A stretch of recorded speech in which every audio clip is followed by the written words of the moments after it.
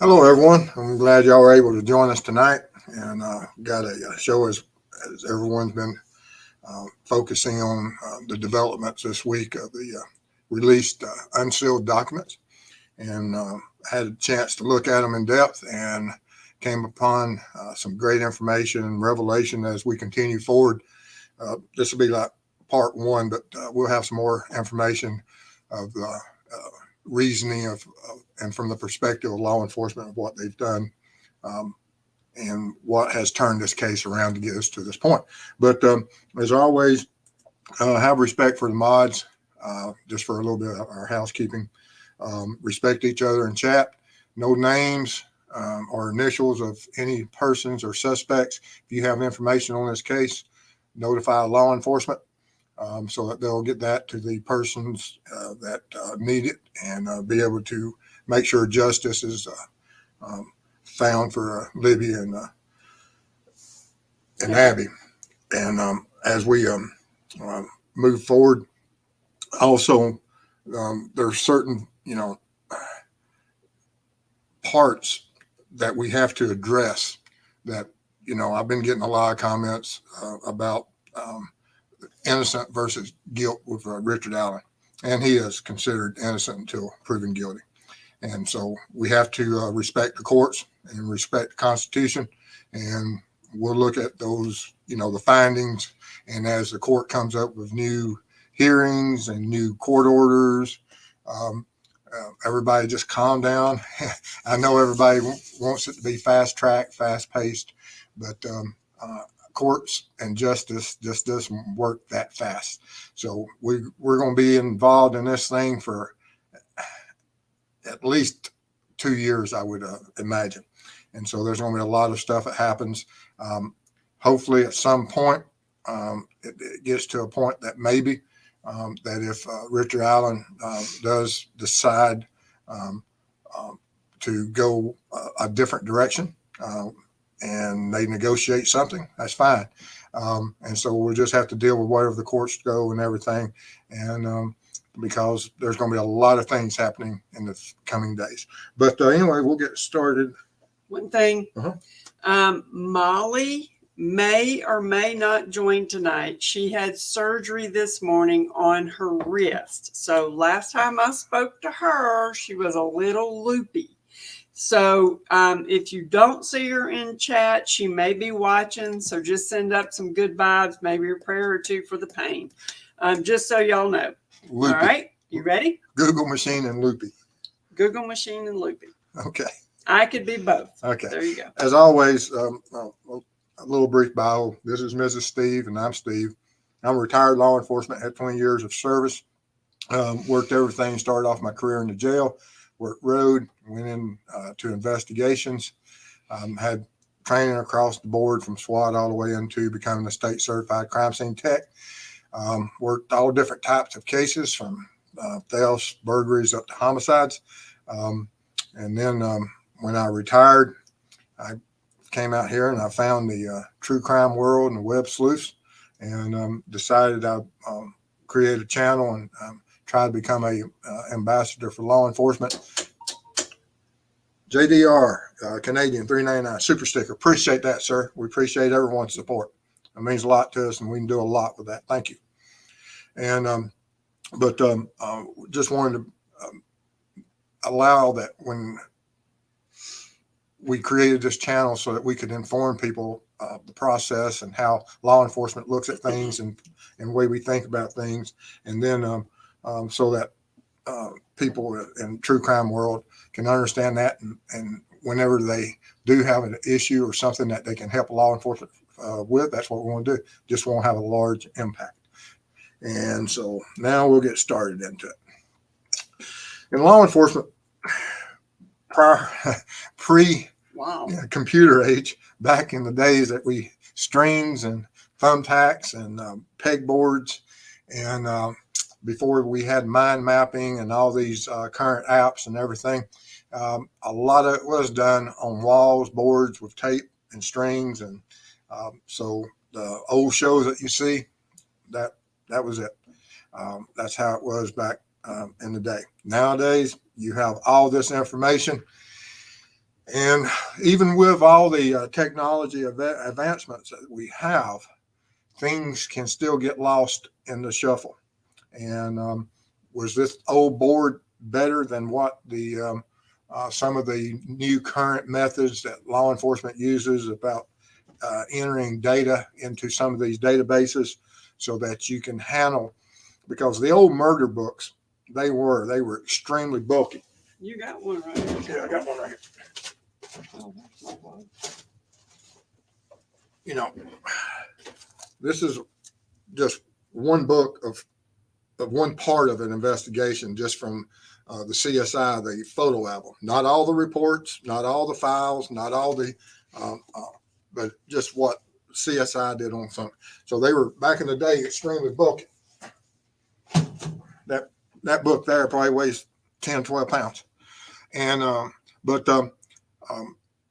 but as we've seen with this, and everyone's jumping, and I also, when I first saw the affidavit, it caused me great concern about how could this information that they have, that's included in the probable cause affidavit, how are we here? And it took 6 years later, almost 6 years later. And how did that occur with modern technologies and the tips? And what caused that tip to get sidetracked? And so as I created this presentation, and over the last 2 days working on it, some revelations of looking at from law enforcement and seeing what other suspects were involved, not trying to take up for law enforcement, not trying to pass the buck, but I have a little bit better understanding now of what probably or could have occurred and what more than likely occurred. And but there is still, just because I have an understanding doesn't mean that the understanding I have is the absolute only possibility, because it is confusing still. I mean, there's certain aspects of the simple explanation of how this tip could have got lost in all the data, or possibly entered with certain information not included, that would have led the computer programs, algorithms to pop out Richard Allen. And because you would think that if you enter it all in, that his name would pop to the top, and I believe it would have. But how did that get missed? And so, when we talk about the missing piece of this case, and that Doug Carter has always said that we want that one piece, we want that one tip, and is that what occurred? And that's how come this affidavit, was it that missing piece, lost piece, overlooked piece, or the tipped in piece? And was it tipped in again? Because within the affidavit, you'll see a lot of statements made in there from the witnesses. They tell you the date that they're talking about, of course, is the February 13th date of 2017. But they don't tell you when all the interviews occurred. And they didn't all occur on February 13th. At that time, we only had 2 missing children. We didn't have the murder of Libby and Abby known at that point. And so as law enforcement would have opened up and the news passed through the community, then the tips would have been flooding in, and then the law enforcement would have been given certain tips to follow up on, certain interviews. And they did a fabulous job as far as gathering information, as you'll see. And as I broke the affidavit down to individual witnesses, I believe I've got the witness count correct. There may be a time or two that some of the witnesses may be the same, but I believe I have them each individualized. But if you have any questions about that, or suggestions, or if I've misinterpreted, let me know. Go to chat, comments, whatever, and advise me that, because from my perspective, that's how I broke down each of the witnesses. But from the tipped in part of it, and how this missing piece has now totally turned this case on its head and resulted in the arrest of Richard Allen, is fascinating. And of course, it's going to be looked at as all the way up through the discovery and as the case continues. But anyway, there was some other news that came out today. This here is just going to take a second here that they're having the judge, Gull, has issued a court order saying that there's for the, let me read it word for word. Court order to the state's motion for order on prohibiting the parties, councils, law enforcement, just basically a gag order saying that, and family members, that you will not be disseminating information on the of any of the extrajudicial statements by means of public for the defendant's verified motion for change of venue. So the defense has placed up an order for or submitted to the court that they are requesting change of venue. And of course, the judge says, well, it's under consideration and everything, that until we have this hearing January 13th of 2023, that everything's going to be hushed. Let's not discuss it to the public. Let's not let it out there what's going on. And so there's not going to be a lot of information about it. And so do I expect there will be a change of venue? Absolutely, for a lot of different reasons. But anyway, now let's get to the witnesses of what happened. When I read the affidavit, I went in there and broke down each witness and looked at it from the standpoint of that witness and what they said and how it supported information from other witnesses. And I'm doing this in a structured timeline so that as we continue through the case, such as when we look at it on Saturday, I have another that we'll be looking at program of why this may have got shuffled to the back and why Ron Logan went to the forefront. And like I said, when I created this, I started understanding why initially Richard Allen was placed number 2 and why Ron Logan was placed number 1. But anyway, witness number 1, who was a female juvenile, stated that they saw a creepy guy, had hair gray with a little brown, did not really show his face, wearing a light blue jacket and light blue jeans. And this, of course, as you can see on the image that we commonly refer to as Bridge Guy, all that is what she saw, and it matched the guy on the bridge of the image made by Libby. Then we go to witness number 2, another female juvenile, who said that the person they met at the near the Freedom Bridge, he wasn't very tall, no bigger than 5'10", that she spoke to him, but he just glared at her. He had a bigger build, black hoodie, duck canvas type jacket, and all black with something covering his mouth. And when we get to this statement in all black, when you look at that affidavit, and I looked at it because at first, when I first heard it, when Chris on Mod's crew read it to me, I was thinking that there was another individual alongside. But when I read through it probably 10 or 15 times, I believe I realized that this individual is talking about the same one person, not a second person, but the same individual that witness 1 was talking about. Because she goes into and she says that, breaks it back down and says that he's wearing a black jacket, or Scott Brown, super sticker, $4.99. Appreciate it, sir. Appreciate your support. And that describes it as he's in all black and duck canvas tight jacket, blue jeans, has hands in the pockets and black boots. And so when you look at Bridge Guy, that you can see in the shade and shadows that there is almost a dark blue black. I have a red-green deficiency. If I looked at this picture and if I was in certain shadows, when did her attention on the Freedom Trail, when did she look at him? What angle was it? How much shade and what part of was she able to see of his jacket, and would have given that image to her? I can tell you from my red-green deficiency, my colors are a lot different than her colors. Oh, yeah. And so she dresses me in things to make sure that I don't mess up too bad going in public. But and so everything is consistent about the blue jeans, and I can see whereas we can start say blue black.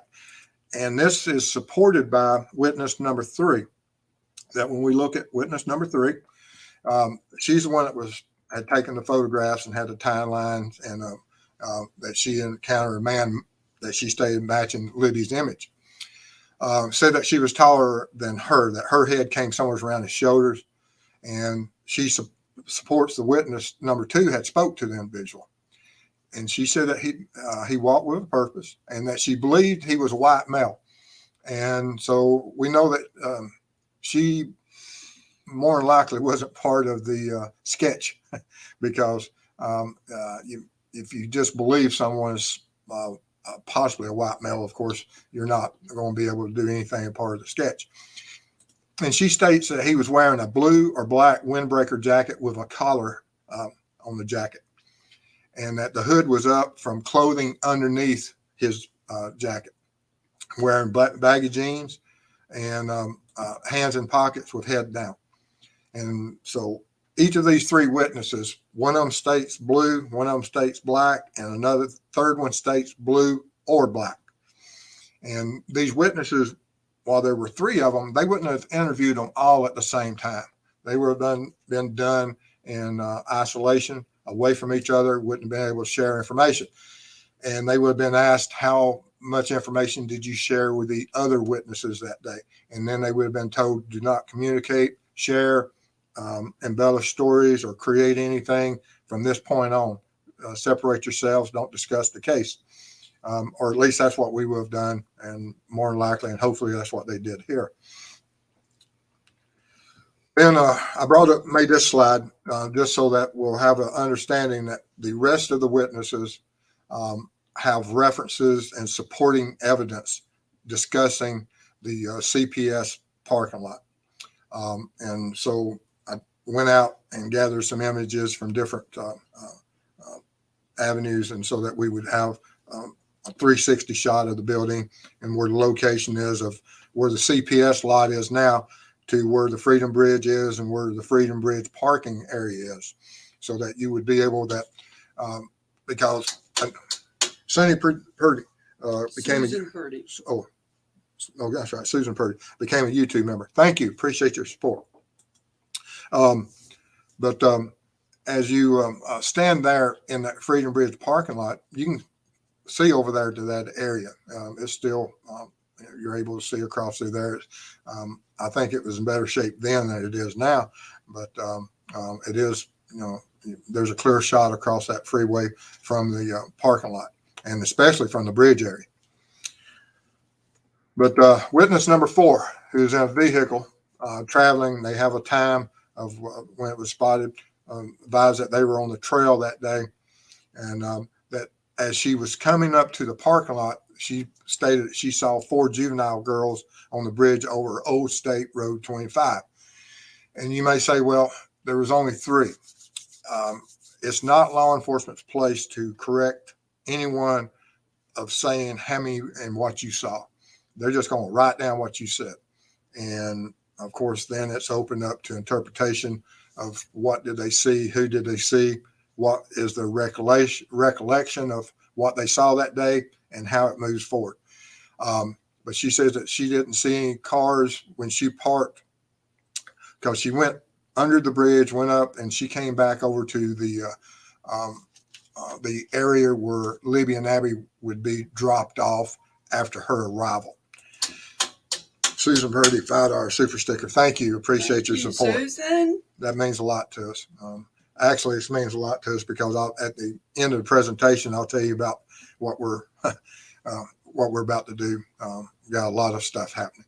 But anyway, that after she parked and she walked down the trail, she saw a male that matched Libby's image. So we know that this statement here was gathered.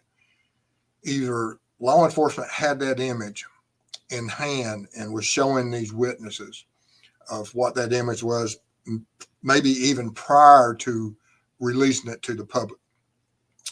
And so they were showing it within this early timeline. We don't, like I said, we don't have all the information yet. That will come out in court, and they'll explain exactly date, time, location of where these interviews took place.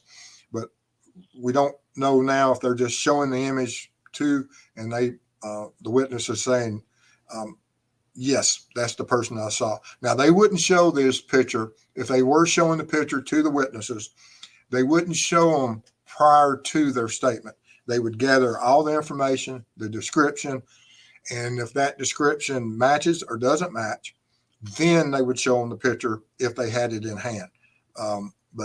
And if it wasn't anything close to it, they may choose, and I would choose not even to show them the picture. But she says she saw no other adults, but she did see this person that matched Libby's image.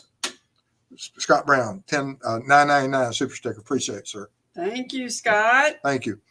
But she said that when she approached the Monon Bridge, she saw an individual that was matching Libby's image standing on that first platform about 50 feet away. I was out there at that 50-foot platform, and of course she didn't appreciate it. He was. Yeah. But we got past that. But anyway, especially when they ripped it up. Yeah, it's over there. But anyway, she turned around for whatever reason. I don't know if she ever had intent to cross that bridge or not, but she turned around to continue her walk. And she says halfway back, she met who she now believes is Libby and Abby, and that she left the area around 2:14. And she described the individual as white, wearing blue jeans and a blue jean jacket. She said that she noted that there was a vehicle parked at an odd manner at the CPS building. So then we go on to witness number 5, who says he was traveling on his way to Delphi, and his time is 2:10 p.m. This witness number 5 and witness number 6, it's possible they're the same witness, but then again, they're given 2 different times of this witness. So I'm going with the fact that I believe that there is a second witness because there was 2 diagrams drawn. Bless his heart. Yeah, it's been a long 2 days. But anyway, that he was traveling on February 13, 2017, the question and there, and then that he did draw a diagram. I'll get that with it. But that the vehicle he described was either a purple PT Cruiser or a small SUV type on the south side of the CPS building, backed in, and he stated to conceal the license plate. And so this is what this witness saw. Then we have witness 6, and they refer to as he, and they give a different time from the 2:10 to 2:28.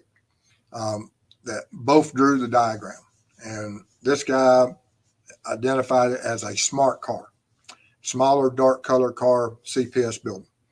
And but there is a possibility that this is 1 or 2.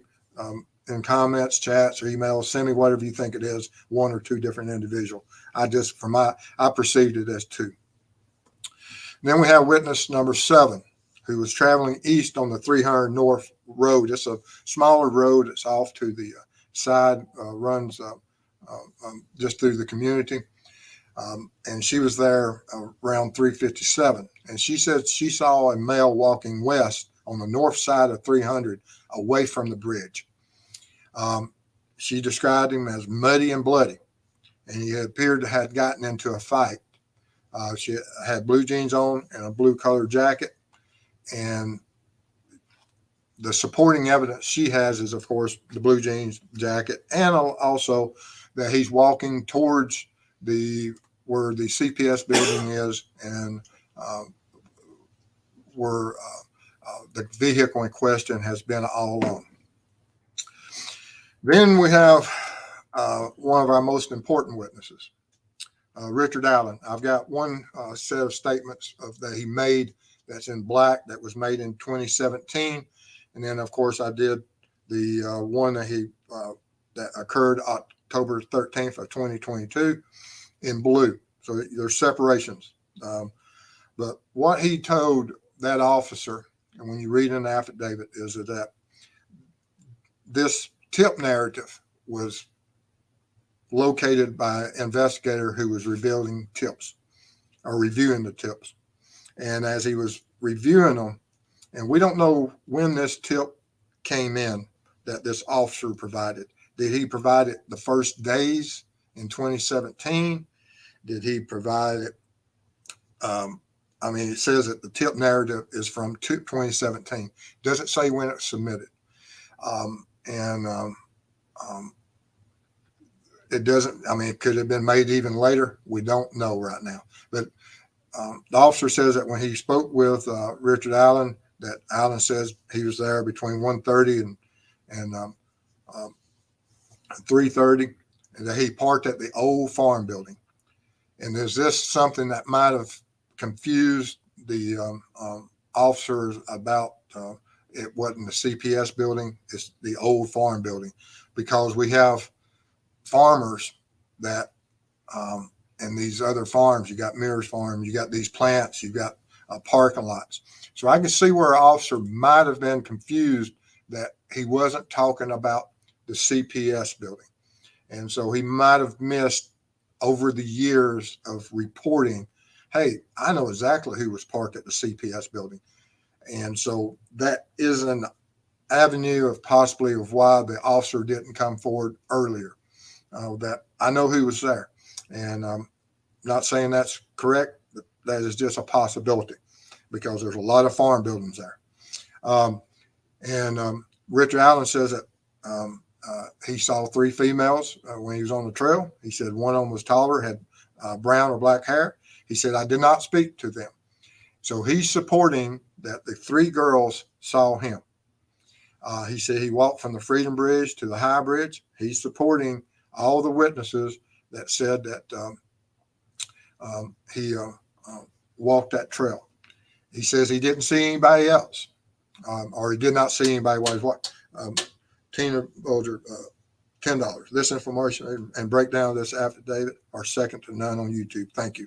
Appreciate it. Thank you so much, Thank Tina. you for your support, and it means a lot to us. But he did not see anybody from that point as he was walking the trail. And he said that vehicles were parked at the High Bridge trailhead. So for him to see that, where did he come onto the trail at? If he went from the CPS, there's another that if you just walked on 300, there's a little gate there he came through, and then you can get instantly onto the trails. And can you see those vehicles over at the High Bridge trailhead? Sure. Was there a lot of vehicles there? I don't know. I know we have multiple witnesses that were in the area. I just don't know how many vehicles were parked there at the end. And he also says that he did not take any pictures or videos. And this is only in his statement from 2017. When we go back and see the supporting of where he's supporting the prior statements made by everyone else and by what he had previously said, that he says that he was on the bridge February 13th, 2017. He says that he saw the juveniles girls east of the Freedom Bridge, that he went to the Moonon Bridge to watch fish. And there's a lot of different, was that a Freudian slip when he said fish? Is he talking about the old dating site or dating app, Plenty of Fish? Is he talking about catfishing, or is he talking about actual fish on the creek? I'm a fisherman. I fished all my life. And I enjoy going and looking at fish myself, but when I go look for fish, I generally have a fishing pole. But for whatever reason, he made that statement. Don't know what it means yet, but I'm sure there's going to be a lot of analysis by professionals that will look at that and determine. But he walked to the first platform. So he is supporting exactly what the other witness said. He's on that bridge. He's on that first platform. And he remembers this 5.5 years later. He didn't mention it in 2017, but 5.5 years later, he tells you that he was on that first platform. But he then says that he walked back and sat on the bench and left, which is interesting. I had one of my other part of my community, and I'm very proud of my community. And some of them make some of the most absolutely logical deductions. And one of them said, how does he explain that he walked back and sat on the bench and left, and he doesn't say that he saw Libby and Abby? Because if he's out there on that first platform and that other lady just saw Libby and Abby and he's going back, how did he miss them? And so, of course, that'll be brought out in court. But he also includes that he parked his car on the side of the old building. Charmaine Schwartz. Okay. I butcher the King's language all the time, Yes. guys. Steve, do you think anything is strange about Rick's wife's name not being redacted in the probable cause affidavit? Even Kelsey's name was redacted. That just seems odd to me. Yeah, was it just something that they decided they weren't going to do? I don't know. But like I said, once again, my community, they spot things, and it is absolutely true. Why is that? Don't know. But and that he was wearing blue jeans and a blue or black Carhartt jacket with a hood. And that's interesting that he remembers 5.5 years prior to, for no apparent reason, exactly what he was wearing that day. Is it because he's seen himself wearing that blue, black jeans? And did the officer show him a picture and say, is this you? We don't know yet. That could be. I hope they did. And that'd be interesting to see if they did. Because that's what I would have done is, if you tell me, and I wish I had done that in 2017, that if they had asked him these questions in 2017, would he have given them the same information? Probably so. Because he knew where he was at. He knew he'd been seen, which brings on certain questions that all these people have seen you. You're on the bridge. You tell law enforcement you're on the bridge, and yet you continue to commit, if it's true what's in the affidavit, 2 murders. And that is extremely something I'm looking forward to trying to understand what the motive was, because that's odd. I mean, we're all reasonable people. We have to understand that's just not something a reasonable person would do.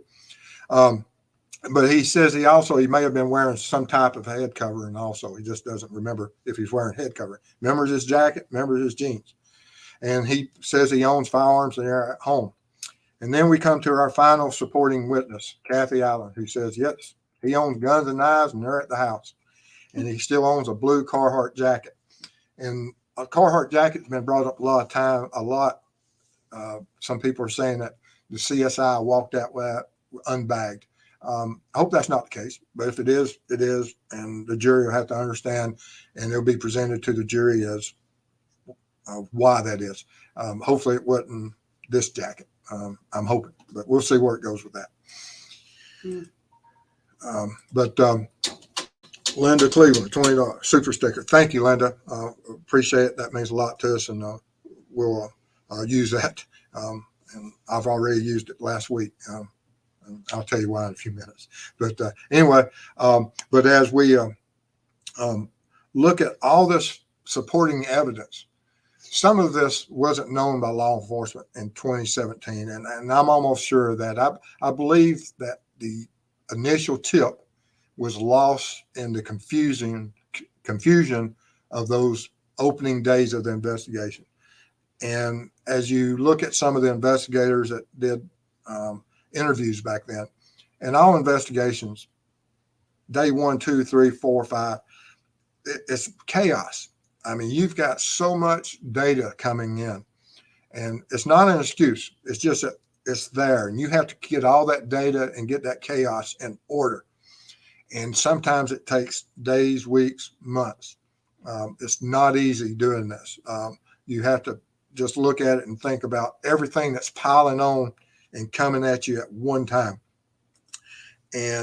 But we have to also look at that law enforcement had resources of an investigation that has never been seen in the history of Indiana and possibly of the United States, of all these agencies and all these resources coming for a single double homicide, single investigative case, double homicide. of where all these resources are there, that you can see the prosecutor says that we had officers that when a tip came in, we could give it to them and head out. Well, they did, but did they do this on Richard Allen? Doesn't appear to be the case on him. And did that information, the one piece of information that was missing, lost, overlooked, or tipped in, fell through the cracks early on? And I believe, and I've asked some other people out there, and I'm going to ask everyone out there tonight, sometime in the last, this year, I believe, and maybe last 12 months, I know, there was a point where law enforcement says we no longer need information on the vehicle tipped in. We now know that information.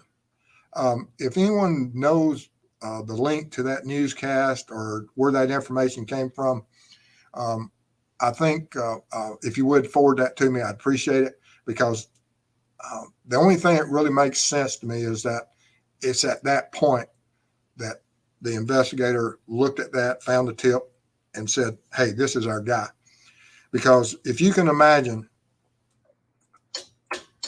Linda Cleveland came a YouTube member. Thank you. Appreciate your support. Thank you, Linda. If you can imagine a board on the wall or wherever, the board on the wall, and you got this, each of these slides posted on that wall, we know what we're looking for. We're looking for a guy wearing a blue jacket, black jacket, blue jeans, and this is who we're looking for. So you've got all these on the board, and you've got all these witnesses. You got,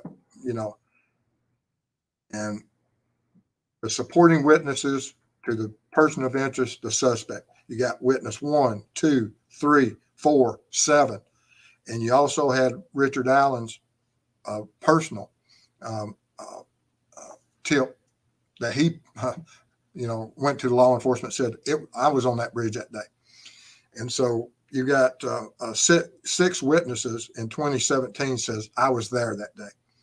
And so you would have these 6 postcards or 6 pieces of paper on that board. And so, and it's when you look at this, that then you look at Ron Logan, and you'll see as I create that slideshow for Saturday of what happened there and why there was who's number 1, who's number 2. And we'll cover that more as we go. But they didn't know the Richard Allen interview of what he said in 2022. I don't know how many times he was interviewed, don't know what information came up and how it progressed. Had he been interviewed somewhere between 2017 and 2022, and they just selected to use the information in 2022? Possible. We don't know, but I find it extremely interesting. And so if you imagine you have these 6 pieces of paper or index card on that wall, and then you have this other index card of these other witnesses, witness number 4, 5, 6, and Richard Allen's tip narrative. And so you've got these 4 cards on that same wall that this is the guy we're looking for, and this is where he parked, and we need to find him. And now you have this Richard Allen. If this had been posted on the board and all this information was known in 2017, I have no doubt what I've said, it was going to be solved in the first 3 days to a week or 2. No ifs, ands, or buts about it. I believe that would have been the case. I don't think that Richard Allen's tip and the officer's information was realized in 2017 by the investigators. Did the investigators go to each officer and said, hey, this is what we need to know? What information did you have? And did they separate the neighborhood canvassing questions away from the civilian questions? And was that what allowed this officer's tip to fall through? It appears so, that it was in a different file and it wasn't looked at. And the civilian tips may have all been looked at, and the officer's tips just fell through. Don't know, but it is extremely interesting. But I'm glad we are where we're at now. That tip has been brought in. We understand and where we stand within the probable cause, the information, And I'm not here to defend law enforcement on that. I'm just trying to tell you that there is total chaos out there. And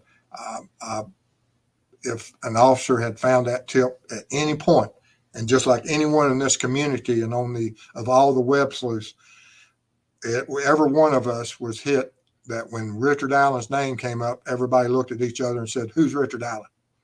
And I'm sure that's the exact thought that went through that investigator's mind that was reviewing these tips, that he looks at this and he sees, hey, we got a guy that says he's on that bridge that day. Who is this? Never heard of him. And then that's what got the ball rolling. And I'm glad of that. And so even if it is 5.5 years later. But anyway, if you have any information regarding this case, of course, call it in. Let the parties that need this information to make sure that we get justice for Libby and Abby. Are there other actors involved? Possible. Doug Carter says there's a lot of tentacles to this case, and we'll be going into that too. And it's a very confusing case still, but within that affidavit, there was a lot of information. And but we got any questions? Yeah. Okay. All right. So let's do this.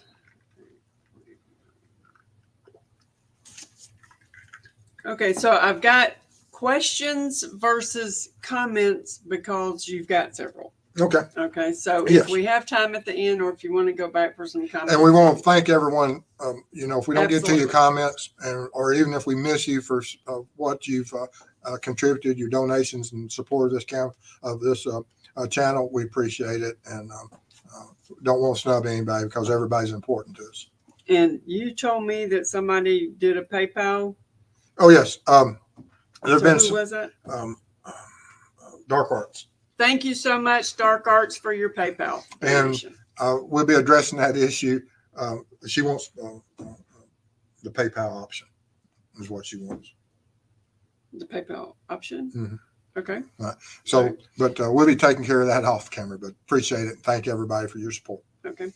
And we're going to start with Susan. Hi, Mr. and Mrs. Steve. Mr. Steve, do you think it's possible that the girls had already bumped into RA on the trails that day before he followed them on the tracks? It's possible that just as soon as that lady left, was he following that lady? And did he then see and meet those two girls? Absolutely. It's possible that he then turned around behind them. We just don't know, but hopefully we find that out, because there is that possibility. And Josh, the Posh, I wanted to get your opinion with reports this morning of some misfiling. Yes, just send me a whatever you have on any type of filing, and I'll look at it and get back with you. All right. And Lisa Wood at, oh, that's for me. Yeah. Oh, okay. Lisa Would at Mrs. Steve walk across the bridge with decking and rails installed, or Nope. does the height? Nope, not really. She had a hard time getting across the Freedom Bridge I over the did it. Yeah. I did it, but it wasn't fun. Yeah, But she almost broke my hand squeezing it so hard. I did it. She doesn't like bridges Let's at see. all. Do you think it would have been more impactful for the jury to see the bridge in its old state? We don't know what they're going to do when they get on the other side of the bridge. They may leave it that way. We just don't know because there's a lot of different ways and a lot of different types of decking, and they may be able to secure it, whereas that last section may be, used in different manners and different types of decking, transparent decking or otherwise, installed just for the jury. We don't know. But I think she's asking about the old whole bridge. the cross tie thingies that were there. Mm-hmm. And yes, I do think it would be more impactful for them to have seen the old rotted cross ties. And they may leave them. To walk through. Yeah. Okay. And okay, so that's Lisa. And Joan, I just don't believe that even not knowing he came in, they, FBI, ISP, still couldn't track this guy who admitted presence. Would only a SIG use that bullet? Ask who had one, guys know. I think you probably yes, know that. that the Sig Sauer P226 is a make and model of a gun. Okay. And Before you get into that, I got to do a couple things. Sure. Because I'll lose it. Dark Arts, I love you guys. Thank you for your analysis. It makes this stuff just a little easier to understand, even if it's not. There you go. Yes, I'm still confused, even with my understandings. I still get confused. All right. And wait a minute, I got one more. I have to do these before they flip out and go away, and then I never see them again. Hold on one second. All right. This is from Mary Callahan. The case for kidnapping with a gun seems strong. Was Ellie tangled up with finding a motive, and they got caught up in the pedo tentacles? That's a possibility. And as I said, when we talk about Saturday about what throwed Richard Allen to the back burner and through Logan and Klein's to the front burners, we're going to look at that. And like I said, not taking up for it, but I can understand the numbers. And when you have certain information that was obtained from these individuals and why they would look at that, but we'll look at closer Saturday. Okay. And that was Joan. And Dark Arts, Ellie needs to take its time and get the case right. I feel it could go either way. If the only evidence is the unspent bullet and witnesses, it may be a jump ball. Oh, I believe they're going to have a lot more, and I hope they have a lot more. But as the other question that we went back from a while ago about that 6 hour using that ammo, and no, there's a lot of guns out there manufactured for specific ammos, and there are a lot of makes and models. You know, there's hundreds of different manufacturers now that make all different types of guns and different calibers, and they all use the same ammo. And so there's a lot of guns that use that. But from the report that's inside the affidavit, they've linked a specific unspent round to a specific gun owned by Richard Allen. And so that's huge. Okay, so hold on one second. Oh, well, she's doing that. Also, I placed a large order for the completion of my lab. And so we got a lot of equipment coming in. 4 boxes. Yeah, we got in the next week or two, we got a lot of stuff coming in so that I'll be able to do some experiments and some more stuff and analysis on certain things and aspects of this case so that you'll have a clearer understanding of the forensic part of what's happening as we move, because there's going to be a lot more forensic other than just this one issue about the gun and the bullet, unspent round. All right. Oh my goodness. Hold on. I got one more I got to go find. Thank God Baby Steve is on it tonight. Baby Steve. I'd be in a mess. Got Mrs. Steve and Baby Steve. Josh the Posh, $5. Appreciate it. Are there tip software programs or databases that track tips? Is there a way for regional reporting officers to flag that tip? The FBI came in and there was a name that they had for the resources and for the program and the search engine that they put in the tips in. I can't remember what that was, but it's out there. I just off the top of my head can't remember. But yes, there's a lot of different ways that you can enter in from just a typical Excel sheet, which is pretty good. That you can create those columns to put just about anything, and then you can go in there and search them. Honeybee, $5 super. Thank you, You can Honeybee. read that one, can't you? I've got Honeybee. My stammer, stutter, don't even, I understand Honeybee. I got some honeybees out back, Yes, actually.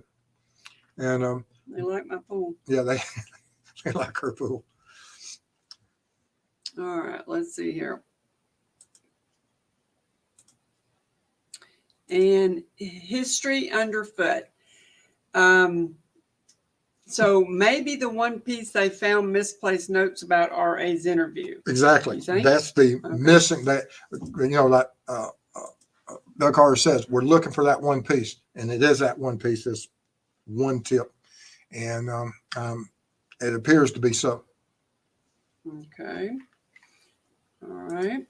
And Purdue RN, why would they not made a crime board with the names of known males in the kill zone at the time of the crime? that is a $1 million question. You're exactly right. And that's why I'm saying old school at times appears to be equal to the modern techniques and the computers, but we get so linked on these programs and entering information, and it's sometimes it can be entered wrong. Mary Callahan, 999. Can LE track Richard Allen's 2016 Ford Focus? But yeah, check it out for evidence. I'm almost positive if it's out there, they found it by now. Yes, they will track it, and hopefully it still exists, and hopefully there's some evidence that would be within it that should exist to this day. That if that witness that says she saw him, just like in the forensic test I did of the blood spatter analysis and the blood spatter transfers in one of my previous shows, that if you go back and look, you'll see those, and that there would have been some type of transfer into that vehicle. If what she says early on, muddy and bloody, then that would be in that vehicle. But yeah, at Purdue RN, you're correct. I'm a visual person. I like seeing it up there all at once, rather than going through slideshows and everything that on my walls or in my files, and I've taken hundreds of thousands of pictures in my career, and then I cross-reference everything out, but that's just, that was pre-computer days. You took over my board.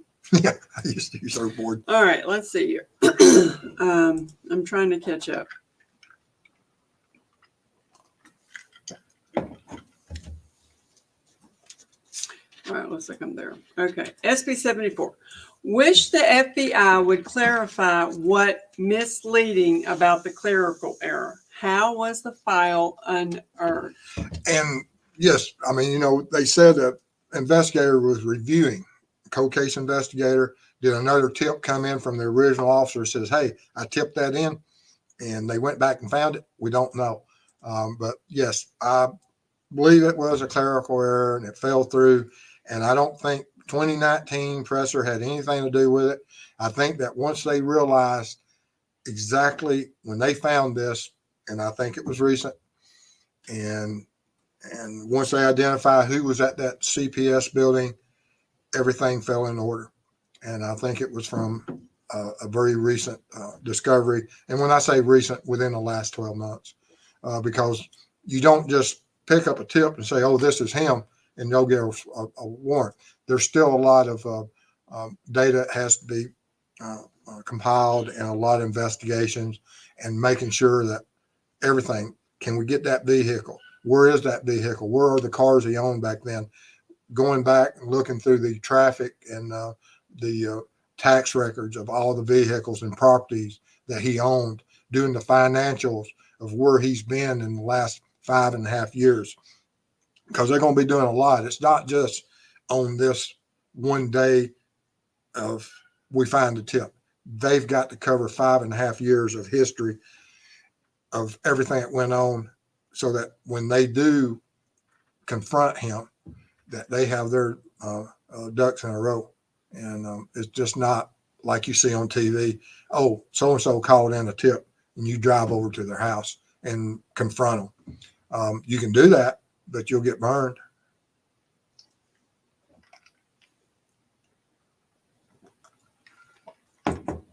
Okay. TV makes it look a lot easier.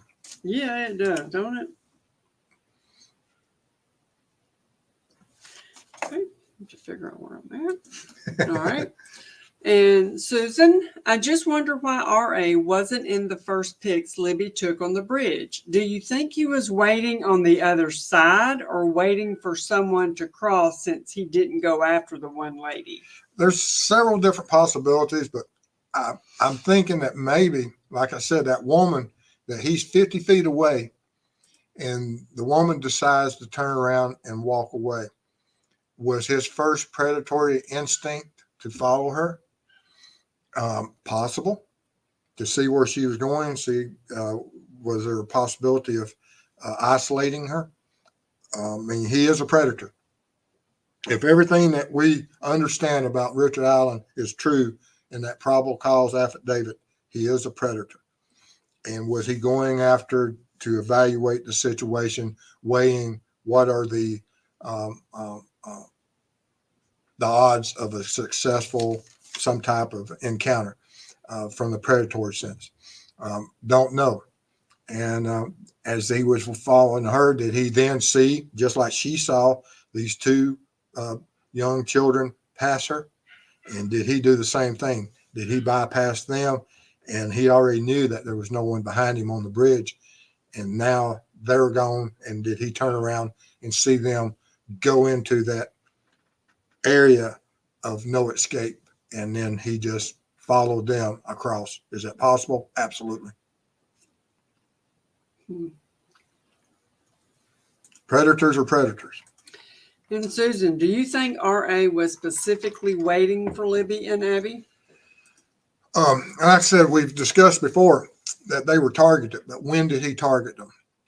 When did he see them? Did the targeting come early on from catfishing? Because they were targeted for catfishing by Kagan. No question of that. But was there other people that had access to those accounts that targeted them? We still don't know what the other tentacles are and what that means. So there is a possibility of that. And sees through, does the fact the FBI never come out and said they never lost a garage CCTV footage seem more believable? Now they have said that they never misplaced the Allen information. Like I said, I mean, there's a lot of information out there we don't know. And can things be destroyed or, misplaced? We all lose things and put things, and we look for documents and we don't find them where we know we put them. And then 2 weeks later, you open up a notebook and there's that piece of paper that you knew where you put it, but it's not where you knew you put it. And it's what is their definition of misplaced? Don't know. In SB 74, I wonder if witness 2, who said, quote, not taller than 5'10", is a juvenile RA described as the taller girl. Could be. He recognized that at least one of them was probably taller than him, or at 5'3" something, 5'4". He's not a very big fella. All right. And Mrs. Thang, is it odd that the bullet casing wasn't mentioned in the RL search warrant paperwork? Thank you. The bullet, unspent round, they did mention guns, firearms. They did mention what evidence they had at the crime scene. They alluded to certain information about there was items that would possibly be taken for trophies, certain injuries were caused by certain edged weapons, and that there would have been a transfer of some type of blood spatter. Yes, there's a lot of stuff, but I could see where they would hold that, because if you start mentioning what you have, you run the risk of destruction of evidence. That did Richard Allen know that he had lost a shell, unspent round at the crime scene? He may have never realized it. It may have never crossed his mind, and I don't think it did, because he still had the gun 5.5 years later that had that. If the reports in the probable cause are true, had went through the action of him, of that round being loaded into the chamber of that gun and being ejected from the chamber of that gun. Okay. I'm doing the blue light because Gold in Fire gifted 10 memberships. Thank you. Thank you. And I don't see that in StreamYard, so Baby Steve gave us that. So thank you. Thank you for that. We appreciate it. Absolutely. That's awesome. And our memberships now, on Sundays, I do all our members, all 3 tiers. And then on Wednesdays, I do commanders, and then every other Wednesday I do the commanders and detectives. So I'm getting my schedule full now. All right. And I'm gonna skip that one. All right. And sees through. Did your color vision difference ever hinder you as a sniper? No, actually, Does it? there was some information about camouflage, and that the red-green deficiency through some of the military studies was that camouflage is less effective on us. But it did hinder me a little bit on working crime scenes. Red-green, I had to ensure that all my other members on my team, although I was the lead crime scene expert, other people would have to go in and make sure I didn't possibly contaminate or destroy any type of blood evidence, because I can't see blood. When I go hunting, she has to track if one gets off or runs off, which that doesn't happen very often. Lucky me. Yeah. All right, SB 74. Maybe the fourth person seen on the bridge over Old State Road 25 was a driver of the three juveniles as they were leaving. Could have been. I don't know. You may be absolutely correct. And support with Steffa at True Crime Web. What are your thoughts of how the defense will present the unspent bullet? I learned that because a weapon is so mass produced, it can be considered junk science in court. And that'll be up to the judge, and that'll be up to that expert that brings it in, what their qualifications are, what, how significant and how unique that is. And we'll be looking at that. I've ordered some equipment to look specifically at that. Susan Purdy, $5. Thank you. Thank you so much. All right, so you did Stefan and Susan. Don't you wonder what RA was thinking when DC kept asking who was driving the vehicle parked at the CPS building? Absolutely. And was his statement, because was it meant to be misleading, the old farm building? Because was he just shading and kind of offsetting that, oh, I told you I was there? And did he do that intentionally? And of course, how the prosecutor and how the defense handles that statement, because it's in the note, and will they argue that, no, that's not what he said? We don't know right now, but I do find it interesting that his choice of words. All right, and this is not really a question, but a suggestion. USA Libertarian, if anyone has 2+ of the same handgun, they could do an experiment on whether the injection markings are discernible. Yes, actually, some of the equipment I've ordered that's supposed to be here next week addresses that issue. SB 74, at Steve, like you, I wonder the date of the 2017 interview. Could it be right after that first photo of BG was released? And that'll be interesting, and that will be brought up in court. Exactly. And we don't know when that would, they know, law enforcement knows, and the officer that took that knows. All right, another idea. Samantha McDowell, maybe the police interviews with RA were put on, quote, hold while he was in the psych ward, then forgotten. It's possible, but I mean that's a month, right? Wasn't he gone a month?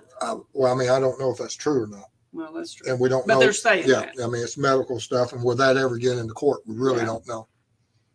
But it is possible. We don't really know, but I think that's a long shot, but it's possible. All right, and Honeybee, how could someone park in a public place, then commit murder after 4 people have seen him and he had to walk back to his car bloody and muddy? I'm telling you, it makes a special person. Yes. What was the motive and motivation for that? I'm looking forward to that answer, and I hope we find out that answer. That would take. But there's, like I said, there's special evil out there that once they get into that predatory That's what they do. All right. And Cincy, if he says that's him in the picture, how can he say he never saw Libby and Abby seeing as they took the picture? I don't know if he's ever said that was him in the picture, but I would have asked him. But I don't know if these officers did or not. And if he does say, yes, that's me in the picture, then of course that is, done deal. And Dean, Steve, are you surprised that the signatures were held back from the PC? No. Not really, for the fact that they're still looking at other tentacles of this investigation. And is that involving something else? Because if that truly is signatures, and we don't know anything about that crime scene now, the only thing we know more about the crime scene now is that there was a bullet there. And we know that there was a firearm. I've always, if you go back and look at some of my gun analysis and that I did on some of my early videos about this case, and my analysis of what I think happened and why we only have a few 40-something slides of a 1.8 second video. I believe the gun was presented then. I think it's on video. I think I've seen the shadows of it. I think I did a presentation on it, and it's out there. And and we'll be looking at that again also in the coming days. And Joy, wonder why the witnesses, what? And also on that note about the gun, exactly of what did the video show about that gun? And we know in the affidavit now that one of the girls saw the gun prior to him saying, go down the hill, guys down the hill. So they saw him at some point on that bridge prior to him saying going down the hill, because it's in the affidavit that one of the girls said gun. Okay. Wonder why the witnesses didn't notice the fanny pack. That's part of, It's not a fanny pack. yeah. I don't believe it was a fanny pack because none of the witnesses, they describe everything that he owns and they didn't describe a fanny pack. So I find that odd. Could it have been a shirt? Yes, I don't believe so, but that's just my opinion, and I could be wrong. Okay, I think you've answered this one. USA Libertarian, you still can't let the only known male matching BG tip to fall through the cracks. And how did the tip come back around? Well, I don't know, come back being. Yeah, if it was completely. Almost in all serial, if you look at some of the other, and not saying that Richard Allen is a serial killer, I believe he's a serial offender, but if you look at like Bundy, the Green River, all these guys throughout history, they were tipped in earlier and lost in the chaos, and it just happens. And is there a better way of processing this? I'm sure there is. We just don't understand yet how to do that. Did Inquiries became a YouTube member. Thank you. Appreciate your support. Thank you so much. All right. And okay, we did that one. Okay, so I'm not going to ask you any more about that. All right. So lead singer, did a new set of eyes going over past tips is a reason RA becoming a POI? They mentioned in the affidavit that there was an investigator going over the tips. And was that from the original officer, or was it just a cold case and we're going to go look at it one more time? Have we picked a new strategy? Are we going to give it another shot? And regardless, that is a possibility. We just don't know yet, but it's somewhere within those parameters. And Perry 3710, does the fact he didn't target that lone female suggest the girls were always the target? Could have been. And that's what I'm saying. We just don't know right now, when were the girls targeted by Richard Allen? Was it prior to a different day, prior to this, months, weeks? Was it online? Was it day of? We just don't know. and all of them's possible. And move clocks. Who might Young Sketch be, or is it a bluff drawing? Wouldn't be a bluff drawing.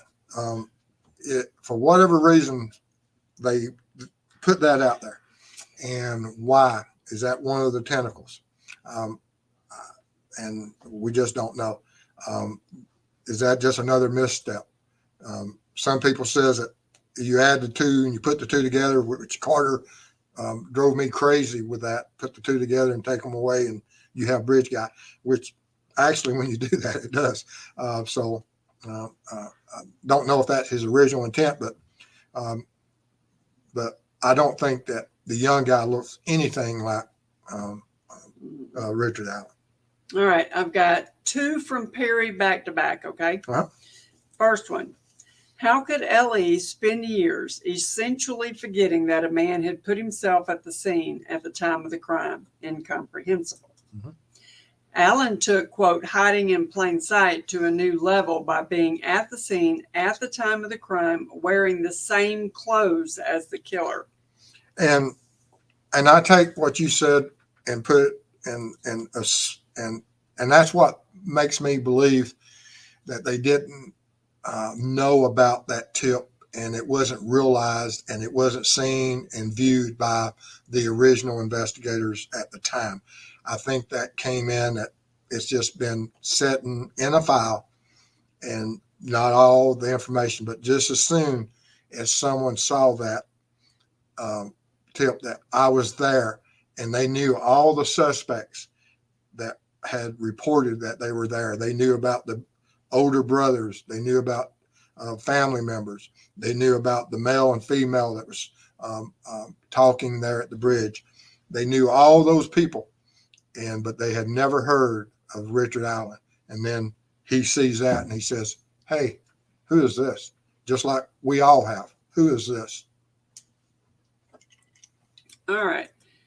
I think that's supposed to be inbred outcasts, maybe? I don't know.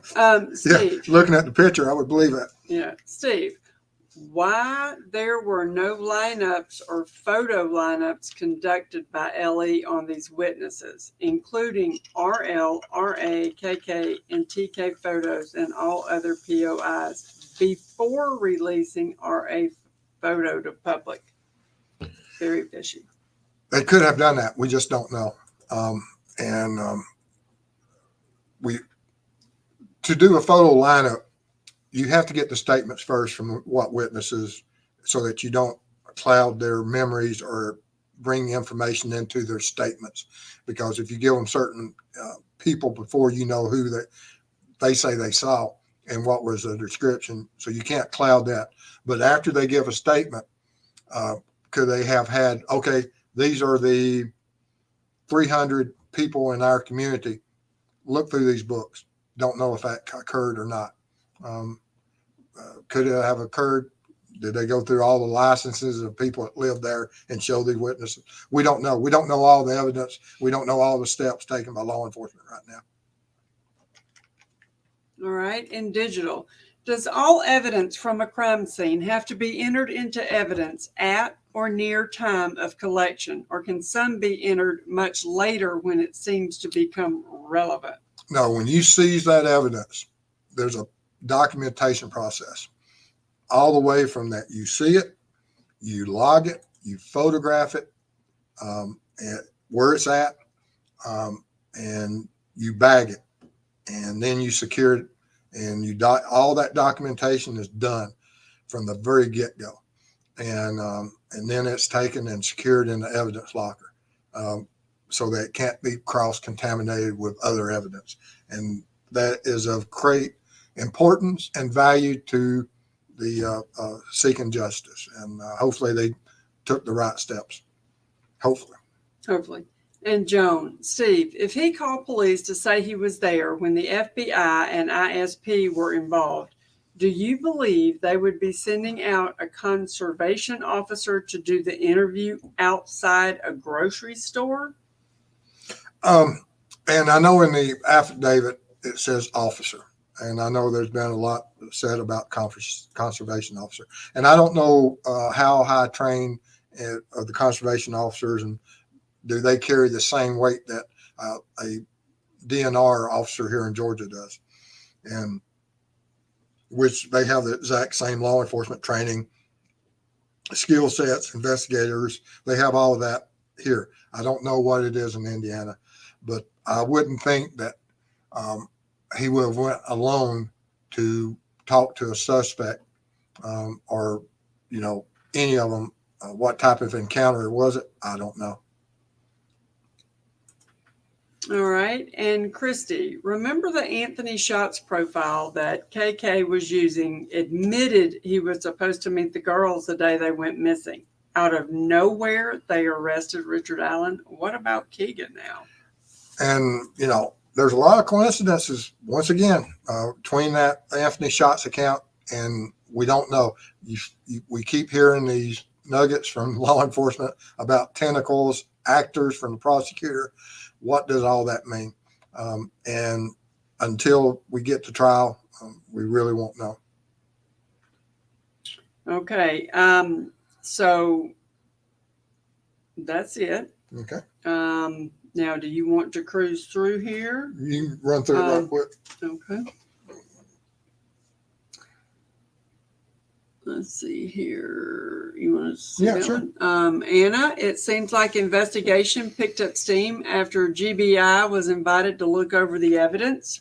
And leave it to Georgia. Well, maybe. Maybe. And I don't know exactly when that date was. That's 2019 and stuff. But it could have been. And did GBI get all the tips then? I mean, did they get the folder that the Richard Allen tip was in? We don't know what information was entered into the computer, how it was entered, was it misentered, and was it actually a physical going through these files when this guy comes across this tip sheet or this interview sheet. But yes, GBI, I work with a lot of them. They're, you know, they have some really brilliant investigators. They're known for the resources. They're known for the crime lab. And I don't expect that if they were as aware of the case as most of the lead investigators were, that they would have overlooked that if they had access to it. But if they did, they did. If they didn't, they may not have had access to all the information. And that's it. It's always been said that Libby put up a fight. That may explain why he, quote, looked like he'd been in a fight. It could also explain his not realizing he lost the bullet. And I hope I hope she did it. And I believe that she did cause that, for whatever reason, for that. Not only was she brave in taking the photograph of BG, but I think that she also ultimately led to this one piece of key information, both Libby and Abby, that they may have both engaged in there, that because in human nature we have fight and flight, and sometimes you take flight, but then there's always that once flight doesn't work out, it always results in fight. It's just human nature. And I'm hoping that they were able to create enough evidence that will find justice for them. Last question.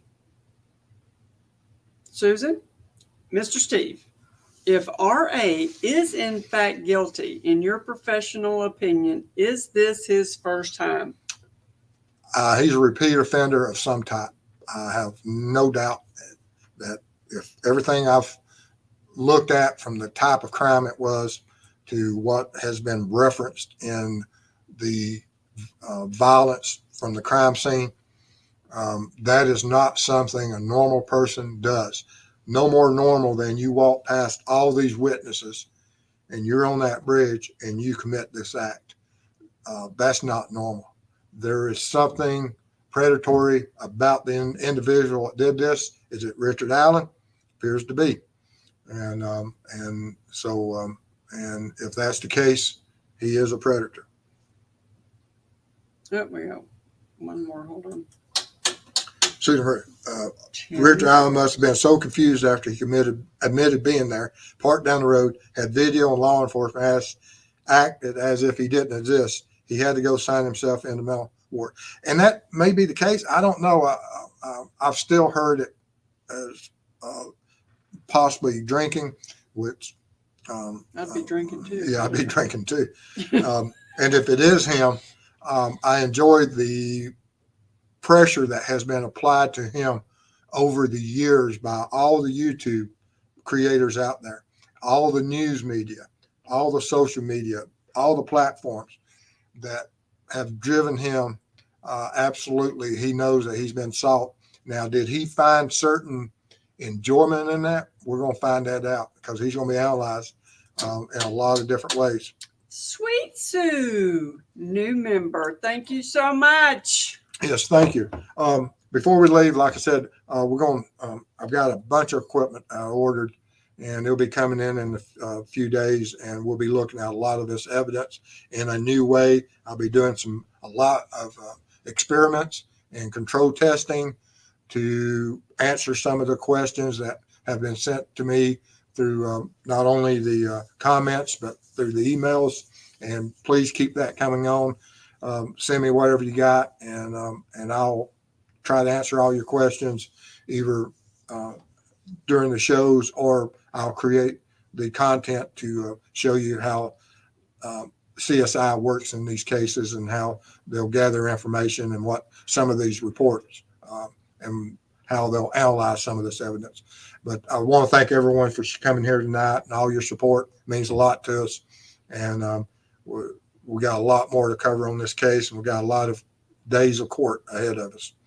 But just want to thank everybody for everything that y'all have done for us. And share this video, join, subscribe. We appreciate it. It means a lot to us. Anything you can do for this channel, it gives us the ability that we go out there and do our cold case project, and also Cyclops, where we get all these missing and murdered children information that our volunteers and Mrs. Steve works on so hard, and we appreciate all that. You're going to mention about Drew on Monday? Oh, yes. And we got Monday, we got a interview with Drew Collins, reference to Elizabeth and Lyric. And you have to pardon me that when I talk about some of these cases, I work a lot of different cases of missing persons and crimes and cold cases. And sometimes their names override each other. So you just have to bear with me as I work on and process the information. But we got an interview next Monday with Drew Collins regarding the Evansdale murders of Lyric and Elizabeth. And as we bring awareness and focus to it, that we want to have the same impact and closure that we've got, that we have currently for Delphi. And that's what all these victims deserve. And Sheppy Mom. Sheppy Mom became a YouTube member. Thank you. So Appreciate much. your support. It means a lot to us. So what he's trying to say is next week we're going to be on Monday at 7. Okay. Yeah. Not on Tuesday. It'll be Monday and Thursday. Yeah. I missed that part that I was supposed to say it was Monday versus Tuesday. Yeah. So there you go. All right. All right. Love y'all. Y'all stay safe out there. See you soon.